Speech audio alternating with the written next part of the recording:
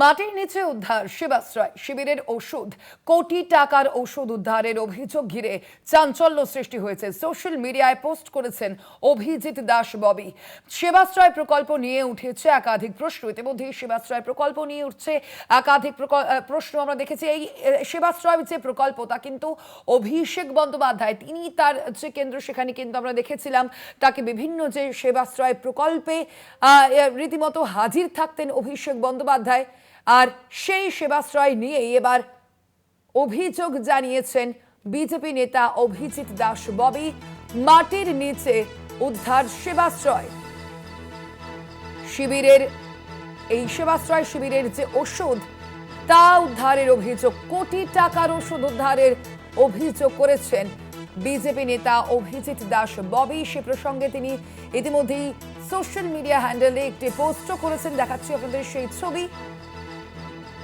একটি video post করেছেন BJP নেতা অভিজিৎ দাস।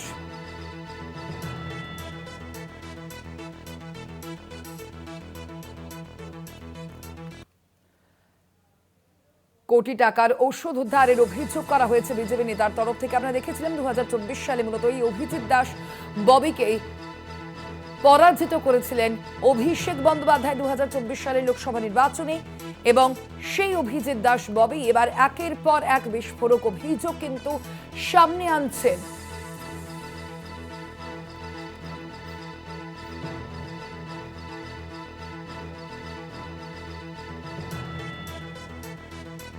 কথা বলবো এই নিয়ে, আমরা টেলিফোনে যোগাযোগ করতে পেরেছি বিজেপি নেতা অভিজিৎ দাস বাবুর সঙ্গে।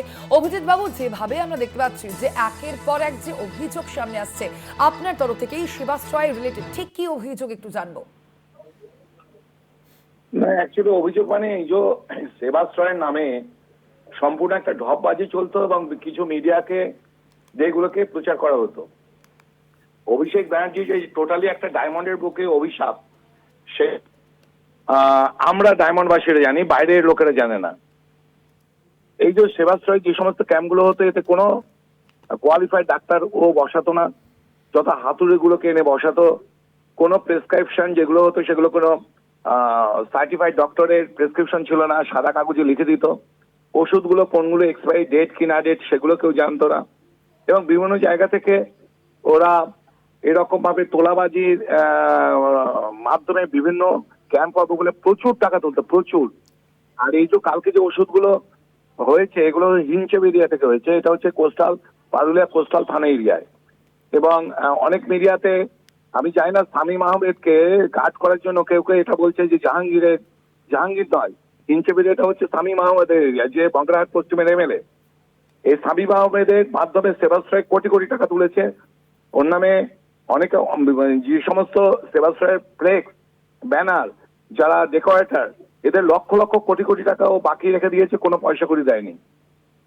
মানে সেবাশ্রয়ের এই ওষুধগুলো যে রয়েছে এরা নিজেদের হয়তো দেখা যাবে যে এর মধ্যে সব এক্সপায়ারি ওষুধ দিত, এর জন্য যদি সিবিআই এনকোয়ারি হয়, আর সেই জন্য এগুলো রাতারাতি ওরা ওই ডাস্টবিনের মধ্যে ফেলে দিয়েছিল, মানে ওই ডাস্টবিন করে আর কি ওই ধাপার মধ্যে ফেলে দিয়েছিল।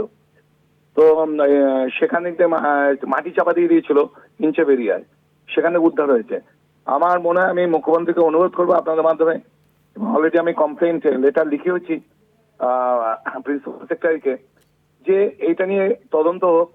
যে সমস্ত ওষুধগুলো দিয়েছিল এগুলো অ্যাকচুয়ালি সেবাশ্রয় তো লোগো ফোগো পড়েই রয়েছে ওখানটায়, তাতে বোঝা যাচ্ছে এগুলো সেবাশ্রয় ক্যাম্পেই এগুলোকে ইউজ করা হচ্ছে। কিন্তু এক্সপায়ারি ডেটের ওষুধগুলো দেওয়া হয়েছে কিনা, এই ওষুধগুলো কোত্থেকে এসছে, তার ব্যাচ নাম্বার দিয়ে চেক করলে বোঝা যাবে এর মধ্যে ভেজাল ওষুধ কতটা রয়েছে এবং কেন এখানটায় এই ওষুধগুলোকে চাপা দেওয়া হচ্ছে, কি কারণে। এগুলো নিয়ে একটা পূর্ণাঙ্গ তদন্তের প্রয়োজন আছে। এবং এই বিষয়ে যদি শামীম আহমেদকে জেরা করা ইমিডিয়েট প্রয়োজন আছে, যে এমএলএ পশ্চিমবঙ্গের এমএলএ, এবং শামীম বাহিনীর যে অত্যাচার, আর সে অত্যাচারের ভয়ে অনেকে মুখ খুলছে না, প্রশাসনকে সেদিকটাও দেখতে হবে। ধন্যবাদ আপনাকে অভিজিৎ বাবু। আমরা কথা বলছিলাম, আমাদের সঙ্গে ফোন লাইনে ছিলেন বিজেপি নেতা অভিজিৎ দাস ববি।